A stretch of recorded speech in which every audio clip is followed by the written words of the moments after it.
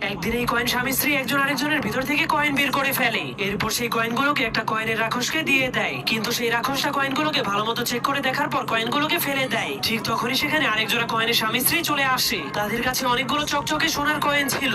এরপর তারাও তাদের ভিতর থেকে দুইটি সোনার কয়েন বের করে সেই রাক্ষসকে দিয়ে দেয়। এমনকি কয়েনের রাক্ষসকে খুশি করার জন্য একটা এক্সট্রা কয়েনও দিয়ে দেয়, যার ফলে সেই কয়েনের রাক্ষস অনেক খুশি হয়ে সেই কয়েনটাকে তার গলার ভিতরে রেখে দেয় আর বাকি দুইটি কয়েনকে মেশিনের মধ্যে ঢুকিয়ে দেয়, যার ফলে সেই মেশিনের ভেতর থেকে একটা কয়েনের বাচ্চা বের হয়ে আসে। যা দেখার পর সেই গরিব কয়েনের জোড়াটা কান্না শুরু করে দেয় আর রাক্ষসকে বলে, দয়া করে আমাদেরকেও একটা বাচ্চা দিয়ে দিন। কিন্তু সেই রাক্ষসটা তাদেরকে বলে, চকচকে সোনার কয়েন দিতে না পারলে তোমাদেরকে কোনো বাচ্চা দিব না। যা শোনার পর গরিব কয়েনের জোড়াটাও সেই রাক্ষসটাকে খুশি করার জন্য একটা পুরনো সোনার কয়েন উপহার দেয়। কিন্তু রাক্ষসটা কয়েনটাকে দেখার পর বুঝতে পারে সেটা অনেক পুরনো, যার কারণে সে তাদের কাছে আরো কয়েন চাইতে শুরু করে। এজন্য তারা শুধুমাত্র একটা বাচ্চার জন্য তাদের সবগুলো কয়েন খুলে খুলে শয়তান রাক্ষসটাকে দিতে শুরু করে দেয়, যার ফলে এবার রাক্ষসটা অনেক খুশি হয়ে দুইটা কয়েনকে মেশিনের মধ্যে ঢুকিয়ে দেয়। ঠিক তখন